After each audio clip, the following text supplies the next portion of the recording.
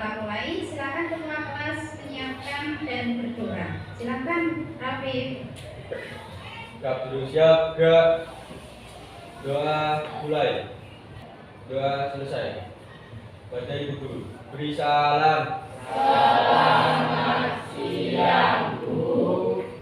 Selamat siang anak. Ya. Gimana kabarnya hari ini? Alhamdulillah. Sudah sholat zuhur semuanya? Sudah makan siang semuanya? Beneran? Oke, alhamdulillah. Baik anak-anak, sebelum pelajaran kita mulai, kami absen dulu ya. Sutikno, luar biasa Harun, hebat sekali Vinda, Raffi, bagus Aziza. Oke, terima kasih, berarti masuk semua kelas ini ya. Luar biasa. Sudah makan siang semuanya? Beneran? Oke, alhamdulillah. Bu Emi cek kalau memang sudah makan siang, yuk saya cek kita olahraga senam bersama-sama siang hari ini. Silakan berdiri mengambil posisi masing-masing. Ke belakang. Diikuti ya, diikuti yang ada di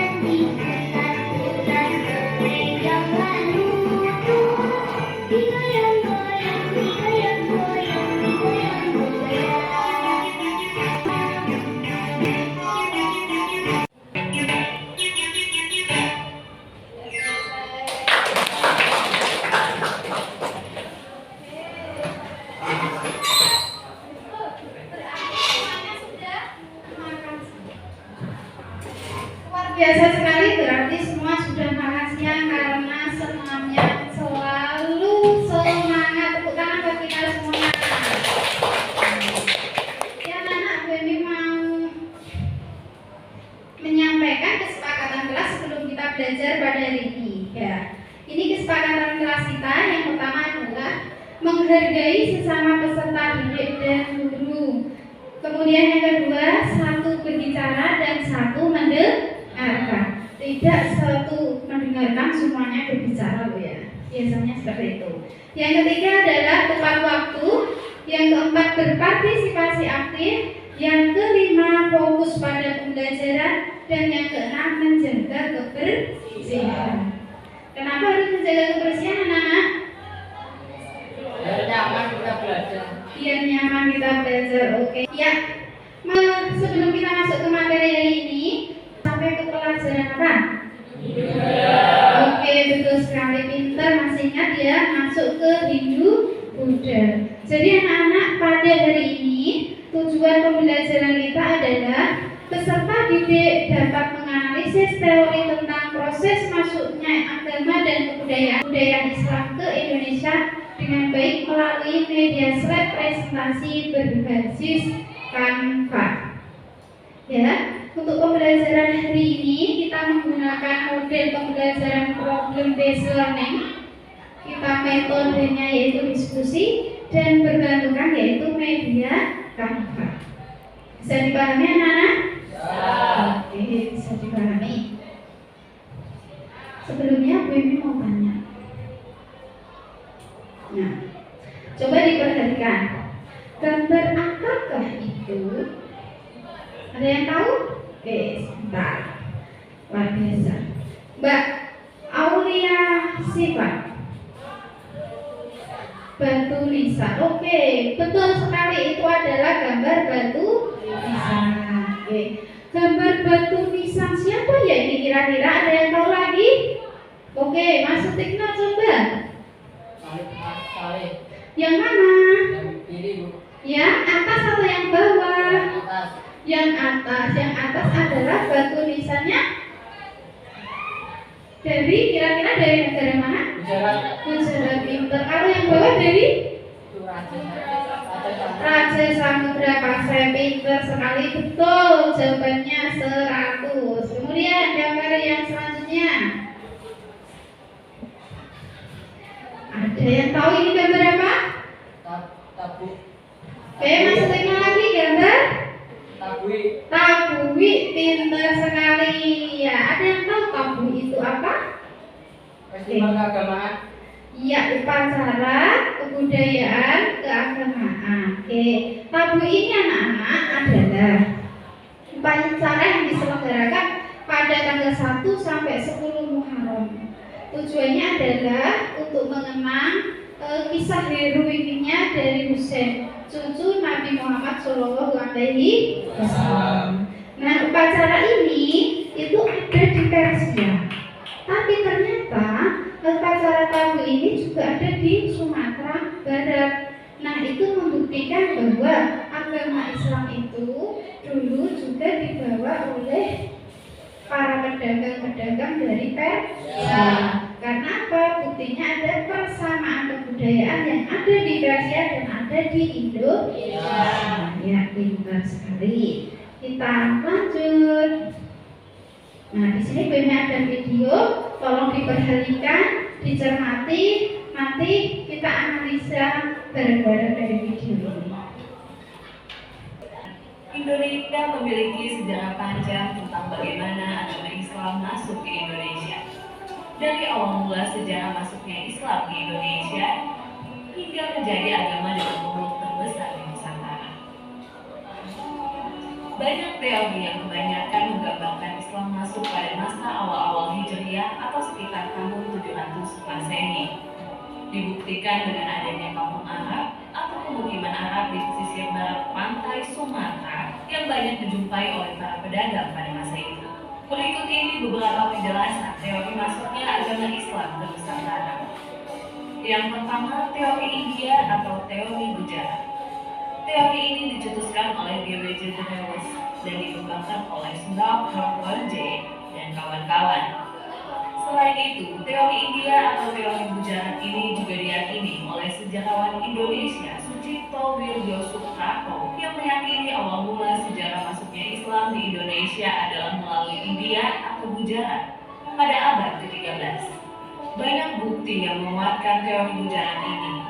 Salah satunya adalah makam Malik As-Saleh yang merupakan salah satu pendiri kerajaan Samudra Pasai. Corak dari batu nisan Malik As-Saleh sangat mirip dengan batu nisan yang ada di Gujarat. Yang kedua, teori Arab atau Mekah. Teori ini merupakan teori Islam yang menyebutkan bahwa Islam masuk ke Indonesia langsung dari Arab atau Mekah pada masa kekhalifahan. Teori ini didukung oleh J.C. Van Leeuwen hingga Buya Hamka atau Abdul Malik Karim Hamdullah. Pada bukunya yang berjudul Sejarah Umat Islam yang terbit pada tahun 1997, Buya Hamka menjelaskan bukti-bukti masuknya agama Islam di Indonesia. Bukti yang dimaksud Buya Hamka ini adalah berupa sumber dari naskah kuno Cina yang menyebutkan bahwa sekelompok bangsa Arab yang bermukim di pesisir barat Pulau Sumatera pada tahun 625 Masehi. Teori ketiga yaitu teori Persia atau Iran. Teori Persia ini didukung oleh Husain Jayadiningrat dan Umar Amir Husain. Menurut Jayadiningrat, kebudayaan Islam di Nusantara punya banyak kesamaan dengan kebudayaan Islam di Persia. Salah satu contoh kebudayaan Islam di Nusantara yang mirip dengan kebudayaan Islam di Persia adalah kaligrafi yang ada di makam batu nisan di Nusantara. Juga beberapa ritual keagamaan seperti tawaf di daerah Bengkulu dan tabui di daerah Sumatera Barat yang hampir mirip dengan ritual keagamaan Siap yang diadakan setiap tanggal 10 bulan Muharram. Yang keempat yaitu teori Cina. Teori ini yang menyebutkan bahwa asal mula sejarah masuknya agama Islam di Indonesia berasal dari Cina. Agama Islam sendiri berkembang di Cina pada masa dinasti Tang 600 ke-18 sampai 905 Masehi.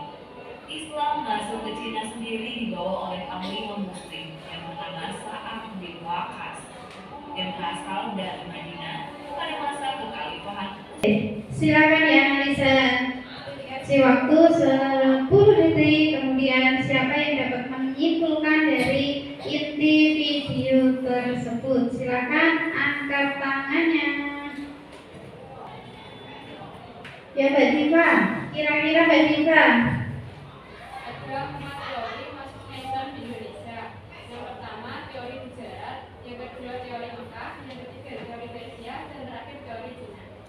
Betul sekali Mbak Diva. Jadi di video tersebut disampaikan bahwa ada 4 teori yang membawa masuknya Islam dan kebudayaan Islam ke Indonesia. 1 yaitu teori Gujarat, 2 teori Mekah, 3 teori Persia, dan yang keempat teori Cina. Oke, pintar sekali. Berarti semua mencermati dan menyimak video. Nah, anak-anak, kegiatan belajar kita hari ini nanti kalian akan dibagi menjadi 4 kelompok, yaitu kelompok 1 kelompok Gujarat, kelompok 2 yaitu kelompok teori Persia, kelompok 3 yaitu kelompok teori Mekah, dan kelompok keempat yaitu kelompok teori Cina. Bisa dibagi pembagiannya? Oke. Kemudian anggota kelompoknya. Silakan duduk berkelompok sesuai dengan kelompoknya masing-masing. Yuk pindah duduk berkelompok. Sudah duduk di kelompoknya masing-masing? Oke. Kalau sudah, silakan perwakilan dari masing-masing kelompok ada yang maju ke depan mengambil LKPD. Silakan anak-anak dibaca dulu LKPD-nya. Di situ ada panduannya. Anak-anak diminta menganalisis dari masing-masing teori tersebut.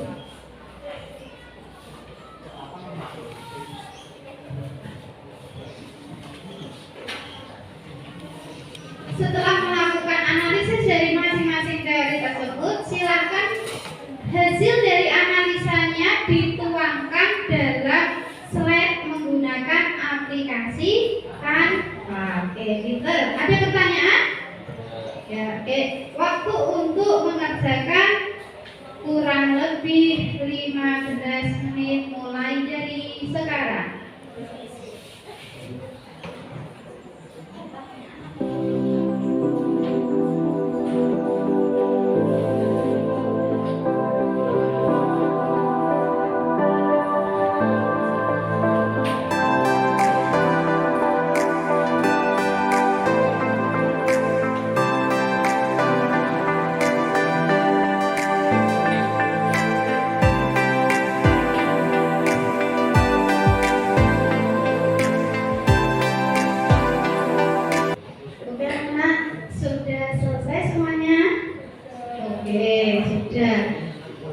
Sekarang kalau sudah, yaitu waktunya maju untuk presentasi ya. Kelompok 1 maju. Silakan menempatkan diri. Assalamualaikum warahmatullahi wabarakatuh.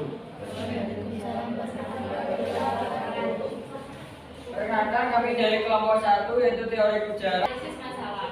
Adanya batu nisan Raja Samudra Pasai Sultan Malik As-Saleh sering dikatakan menyerupai batu nisan yang ada di Gujarat atau India.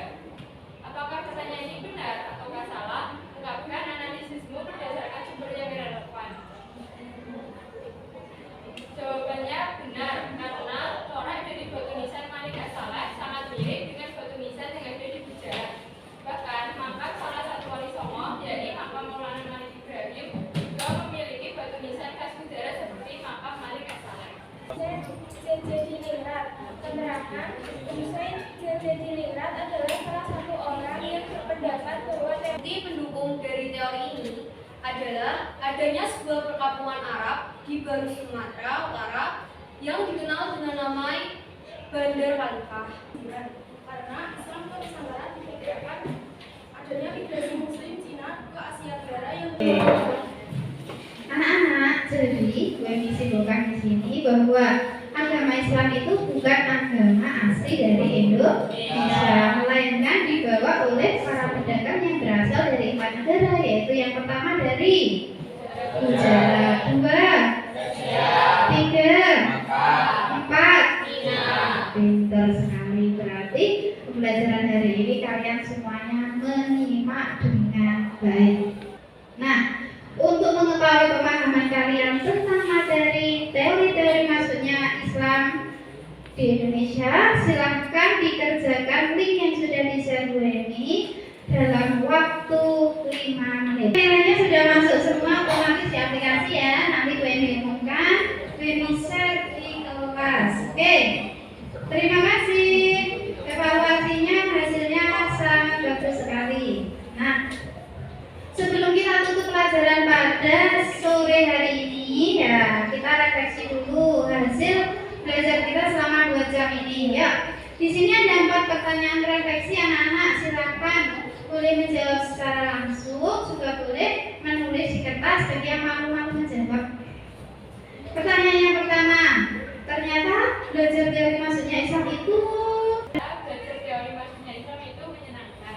pintar sekali. Kemudian soal nomor 2, silakan. Dari belajar teori masuknya Islam, aku saya mendapat ilmu. Oke, beri tepuk tangan untuk kita. Alhamdulillahirobbilalamin, pembelajaran hari ini luar biasa sekali anak-anak. Terima kasih kalian sudah mengikuti pembelajaran dengan luar biasa, menyimak dan pastinya dengan semangat. Oke. Sebelum Bu Emi tutup, Bu Emi mengucapkan terima kasih dan minta maaf jika ada kata-kata Bu Emi yang kurang berkenan di hati. Kemudian tetap jaga selalu kesehatan dan tetap semangat belajar. Kita pekikan dulu tagline sekolah kita, ya.